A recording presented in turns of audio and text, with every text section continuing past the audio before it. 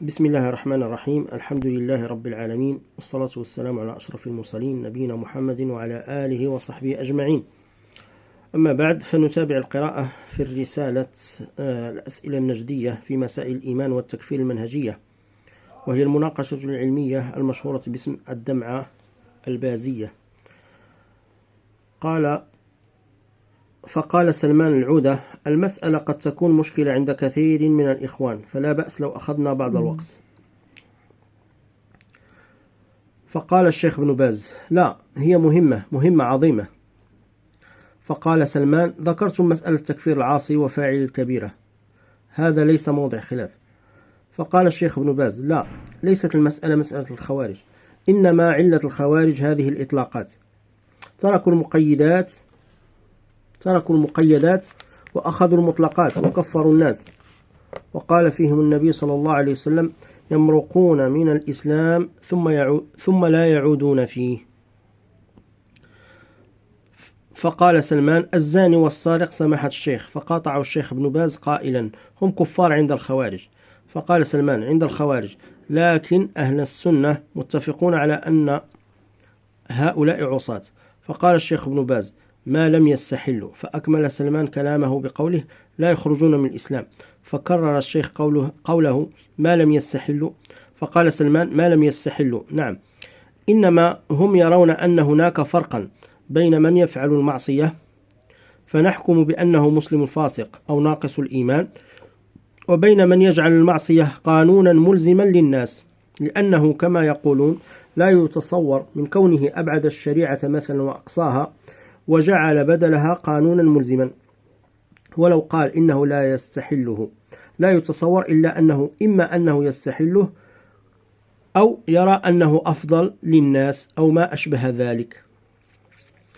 قال المعلق في الحاشية: قال سماحة أستاذنا الشيخ ابن عثيمين في تعليقه على كلام شيخنا الألباني رحمهم الله في فتنة التكفير، صفحة 94-95، كتاب التحذير، بعد ذكره قريبا من هذه الوجوه التي ذكرها المعترض، مجيبا متمما: قد يكون الذي يحمله على ذلك خوفا من أناس آخرين أقوى منه إذا لم يطبق، فيكون هنا مداهنا لهم، فحينئذ نقول إن هذا كالمداهن في بقية المعاصي. وأهم شيء في هذا الباب هو مسألة التكفير الذي ينتج العمل، وهو الخروج على هؤلاء الأئمة، هذا هو المشكل. نعم، لو أن الإنسان عنده قوة ومقدرة يستطيع أن يصفي كل حاكم كافر له ولاية على المسلمين كان هذا مما نرحب به، إذا كان كفرا بواحا عندنا فيه من الله برهان، لكن المسألة ليست على هذه الصفة وليست هينة.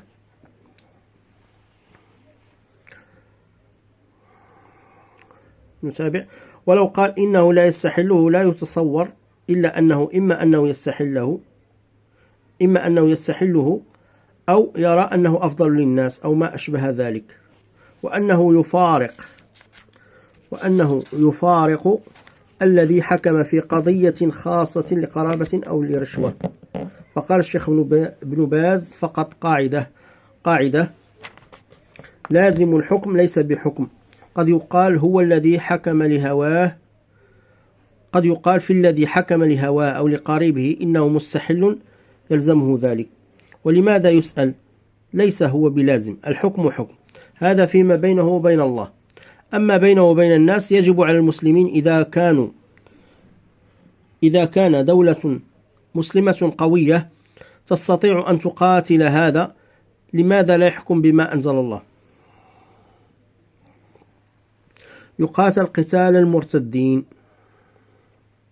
إذا دافع، مثل ما يقاتل مانعي الزكاة إذا دافع عنها وقاتل، يقاتل قتال المرتدين، لأن دفاعه عن الحكم بغير ما أنزل الله مثل دفاعه عن الزكاة وعدم إخراج الزكاة، بل أكبر وأعظم، يكون كافرا. صرح به الشيخ تقي الدين رحمه الله في هذا، قال يعني ابن تيمية: قتاله يكون قتال المرتدين لا قتال العصاة إذا دافعوا عن باطلهم. ذكره رحمه الله أظن في كتاب السياسة، لا، ما هو في السياسة غير هذا. قال عنه فتح المجيد أظنه في باب: فتدخل سلمان قائلا: في الفتاوى في كلامه في التتر. يقول المعلق في الحاشية: مجموع الفتاوى، قال: مجموع الفتاوى الجزء 28 صفحة 31 و500.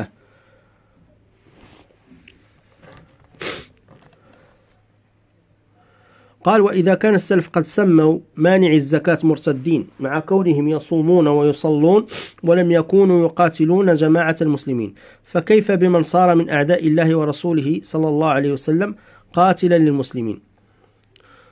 وقد ذكر في الصفحة 19 و500 من نفس المجلد منه عن هؤلاء أنهم كانوا يقاتلون عن منعها وإن أقروا بالوجوب.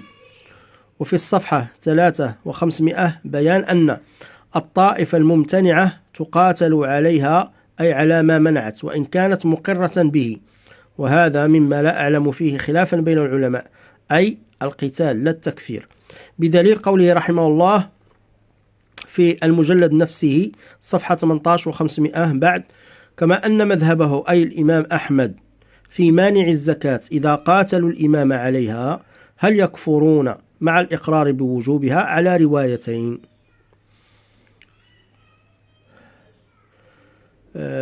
فتدخل سلمان قائلا في الفتاوى في كلامه في التتر، فقال الشيخ ابن باز: يمكن في التتر. ذكر رحمه الله أن قتالهم ليس مثل قتال العصاة، بل قتال المرتدين.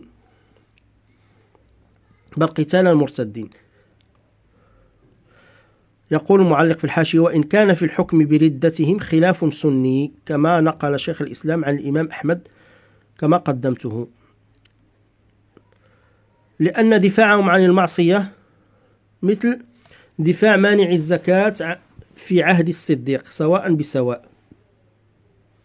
فقال سلمان حفظكم الله: الآن بالنسبة لمانع الزكاة إذا قاتل عليها قلنا إنه يقاتل قتال كفر، فقاطع الشيخ ابن باز بقوله: لا شك. فأكمل سلمان كلامه لأن امتناعه وقتاله على ذلك، فقاطعه الشيخ ابن باز قائلا: هو مثل دفاع من يحكم بغير ما أنزل الله. فأكمل سلمان كلامه بقوله: دليل على جحده للوجوب. فقال الشيخ ابن باز مقاطعا سلمان: إذا دافع عن الحكم بغير ما أنزل الله وقال ما أرجع فهو دفاع المستحيل يكون كافرا. قال المعلق في الحاشية: فأرجع رحمه الله تكفيره لاستحلاله، فتأمل. فقال أحد الحضور: هؤلاء مقطوع بأنهم سيستميتون. فقال الشيخ ابن باز: إذا وقع كفروا إذا وقع. يقول المعلق في الحاشية: فالقضية ليست قضية تخيلات وأوهام، وإنما قضية حدوث ووقوع واعتبار لا غير، فتنبه حفظك المولى ولا تكن من الغافلين. إذا وقع كفروا إذا وقع، قيل لهم: احكموا بما أنزل الله وإلا قاتلناكم، وأبوا يكفرون. يقول المعلق: عند القدرة على ذلك وممن له أهلية ذلك، لا من بعض المتصدرين الجهلة، فلا علم ولا قدرة، بل فساد وإفساد، والواقع يشهد. فقال الشيخ ابن باز: لا شك. فقال السائل نفسه: هذا الظن فيهم. قال الشيخ ابن باز: إذا وقع كفروا إذا وقع، قيل لهم: احكموا بما أنزل الله وإلا قاتلناكم، وأبوا يكفرون، هذا الظن فيهم. فقال السائل نفسه: هذا الظن فيهم. فقال الشيخ ابن باز: لا شك، الظن فيهم هو هذا، لكن فقط الحكم بغير الظن، والظن في حكام بعض البلاد، اللهم لا تبتلنا الشر والكفر. قال المعلق في الحاشية: كان هنا في الأصل تصريح من سماحة أستاذنا رحمه الله باسم بعض البلاد العربية الإسلامية، فحذفته للمصلحة الشرعية مع هذا التنبيه والبيان. اللهم اعصمنا واسترنا يا كريم. لكن قال: والظن في حكام بعض البلاد، اللهم لا تبتلنا الشر والكفر، لكن فقط يتورع الإنسان عن قوله كافر إلا إذا عرف أنه استحله، نسأل الله العافية. ثم قال الشيخ ابن باز: هل بقي عندكم أسئلة أم انتهينا؟ فقال عبد الوهاب الطريري: نحن ننتظر الإذن لنا. فقال الشيخ ابن باز: لا بأس، البحث هذا ما يمنع البحث الآخر.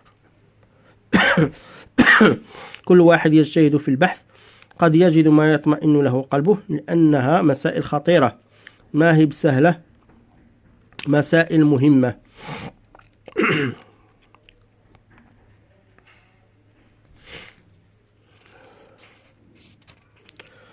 يقول المعلق في الحاشية: عند قول الشيخ: يتورع الإنسان عن قوله كافر إلا إذا عرف أنه استحله، قال: قارنوا بالله عليكم تحفظه رحمه الله وتورعه ودقته مع انفلات أولئك وتسرعهم وأحكامهم وفتنتهم. فقال سلمان: ترون أن هذه المسألة سماحتكم يعني اجتهادية، ولعلنا نقف هنا عند هذا الحد. بارك الله فيكم، ونضرب موعدا آخر إن شاء الله تعالى لتتمة الكلام، والحمد لله رب العالمين.